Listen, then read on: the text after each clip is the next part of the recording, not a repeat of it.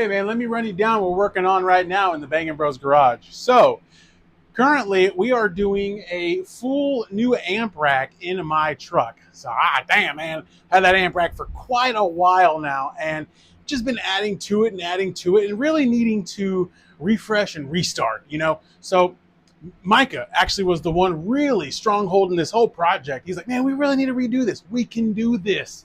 It's that motivation that you need, you know, going into a battle like installing amplifiers and shit. Anyway, so what we are doing is ripping out all of the stuff that is in my truck. That goes for the Bravo 5K, the Bravo 400x4, the Bravo 800x4, and the JP 234. Those are all getting pulled out so that we can add a new piece of steel to the back of the wall. Now, I've seen some amp racks that have wood and some that have plastic. I'm not putting down anybody. Myka just so happened to have these scrap pieces of steel at his work. And so his work wasn't going to miss them, but we sure could gain some of that strength here on the back wall. Steel to steel, adding some extra rigidity, but also some organization and, you know, a little buffer zone between putting the amps directly on the back wall. That's how they've been. You know, there's a lot of people that don't do that, don't do that, don't do that. Well, you really shouldn't. And let me tell you why you shouldn't.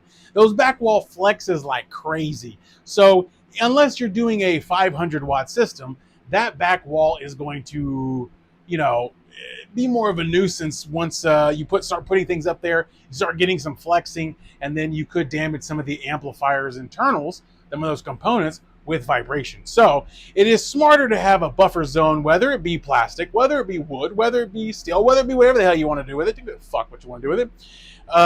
It'd be better to just add that extra steel. Now on my back wall, I've had this truck running and gunning for many years. So this truck, this ain't no new day for that truck. That back wall has, let's see here, 1, 2, 3, 4 layers of sound deadening on the back wall, which, you know, doesn't fix everything, but the back wall is also a hollow kind of wall, right? And so there's at least 3 to 4 cans of spray foam inside that back wall. That doesn't help it all the way either. That helps, but it doesn't fix everything.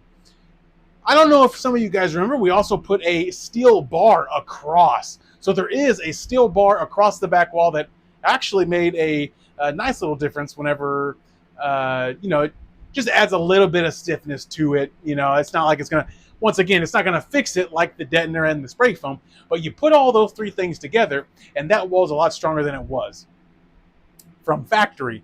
So what we're going to do is add this amplifier setup that we're working on, and I'll show you some clips of that.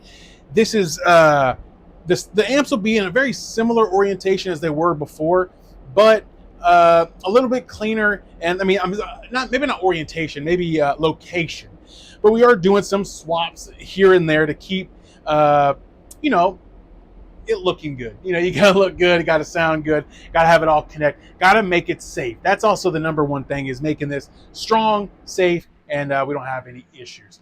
So some of the components that are in this amp wall is the Stetsom Bravo Bass 5K. That's a full bridge from Stetsom, and it is, let's see, I've clamped, the most I've clamped out of it was 3600 watts, and that's off the wattometer, which we've got that in the truck too. That'll be, I don't know if that's going to have a feature on the actual amp rack, but it'll be tucked away somewhere because it is a really cool item.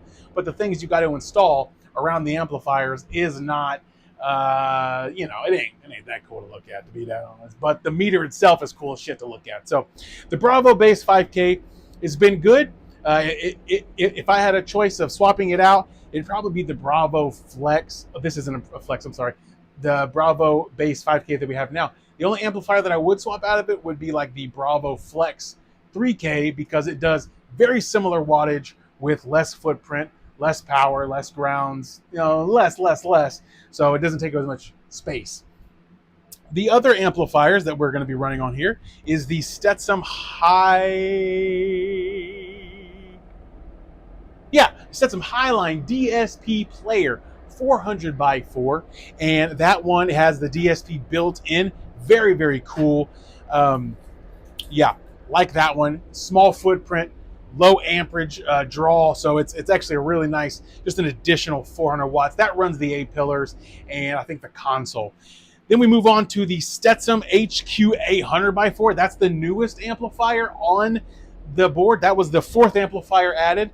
And that one runs backdoors and the headliner. So that's all those mids, and that's 8 6.5s. It also runs the baby mids that are up on the A-pillars, and I think the console maybe. I'm not sure. Maybe the Highline only runs the horns and the tweets. Then we have the JP234. Now this one's been running and gunning for, I think it was 5 years. I've had this thing in my truck, my Suburban, and then we moved it onto the truck. It's been running and gunning since I bought it, since they first came out. That's insane. It's actually been a workhorse for me. Does it run hot? You're damn right. But does it clock into work? You're damn right. The JP234 runs my front doors, which are the 8 hexacone 8s. Oh, baby, the big pro ferrite, all seasons, carbon fiber. Come on, baby. Yes, the JP234, its only job is to make sure those hexacones get the right power and all the power. That's it. That's it. And, you know, those front doors, they're all done up. The whole truck is done up with custom speaker pods. So the front doors, they have those 4 8s. The back doors have those 2 6.5s. The A-pillars have 2 tweets, 2 mids. Hello, baby. Come on, man. Custom speaker pods. You got to go check them out, man. Use coupon code BANGINBROS and get a discount on all custom speaker pods over at customspeakerpods.com. Go check them out. I'm telling you, it's a great addition to your system. Back to the amp wall. The Stetsom, we are adding the Stetsom DSP. So that's going to be something we have to intertwine and integrate. But we've had it on there before, and we are removing the RCA 110. Not that it was a bad item. The RCA 110 was a fantastic item. We just need a little bit more control. So the DSP, although it's not a complex DSP, it's going to give us the control to make sure those baby mids don't get the wrong frequencies, the hexacones don't get the wrong frequencies, etc. The tweeters are taken care of and all that jazz. So really, it is an inexpensive DSP from Stetsom, and I wanted to use it because I already had one laying around. I bought it last year for Christmas. I think it had a sale. I just bought it because I was like, I'm going to need it. And then the Bravo 800x4, the Bravo 5K, and the Highline, all that comes from Stetsom. That's my favorite. That's our favorite. Myka runs the Bravo 3K. Excellent amplifier. Butters runs the another 400x4. Excellent. So if you need anything from Stetsom, go over to stetsomstore.com. I think it's Stetsom or Stetsom USA. I'll put the website right there. Stetsom's website. But you get everything from Stetsom with a 10% discount with coupon code BANGINBROS at checkout. Even if they're running a sale, you get your discount. Hell yeah, brother. We like that. So Stetsom is really the main power drive here, but the gem, the treat of the amp rack is that Down for Sound 234. Those amplifiers are amazing. Top quality, top notch. They're not full bridge. Excellent. Now those 234s are made in Korea, but this is the original Chinese version, the very first, the V1, baby, and it's been running. So I have to give it that. Every JP amplifier is pretty sweet, man. You can get those at downforsoundshop.com, and you already know, use coupon code BANGINBROS at checkout every single time. They've been running a sale right now, but it won't be running whenever I post the video. So yeah, sorry about that. But yeah, so, and then I can't skip over. We got SMD fuse holder, SMD distribution block that we're going to be using for the ground. So I really trust the SMD products. Not only is it an American-made product, I am a huge fan of SMD in general. So I like to use the products that makes me happy. There's also SMD on the bourbon and all that. Y'all know these things, man. But anyway, so that was a rundown of what we're working on as far as what the truck's concerned.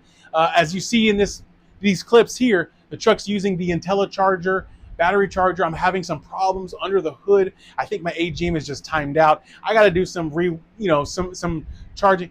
It's been in there for a long time. Those things last a long time, but hey, every dog has its day, and the bourbon and the truck both are having their day. So we're gonna focus more on the amplifiers, making sure that's a whole clean setup, and by that time we'll have power to hook up to it. But anyway, man, hey, I really appreciate you guys for tuning in. This was just a update. I have some shots from the breakdown, some shots from where we're at now, and I just wanted to update you guys. You guys deserve a good update, right? And just come to you, hang out. Hope you don't mind. Put this on the YouTube. You got 10 minutes, you're hanging out with Tony, and, you know, hey, it is what it is, bro. You know what I'm saying? If you don't like it, it's always, mate. It's always. But, yeah. So, hey, man, if you need anything I mentioned in this video, just head on down to the description. Go to the Bangin' Bros Hub. That's the Bangin' Bros link tree. And it's like a shopping mall of all of my favorite audio products, even sparked innovations. I got Canada, caraudiodirect.ca, the best Canadian retailer of car audio products. It's there, baby. We got so many and new ones getting added all the time. So I appreciate you guys for hanging out, and I hope you subscribe to the Bangin' Bros YouTube, Instagram, TikTok, and all that jazz. Peace. I'll catch you on the flippy flop.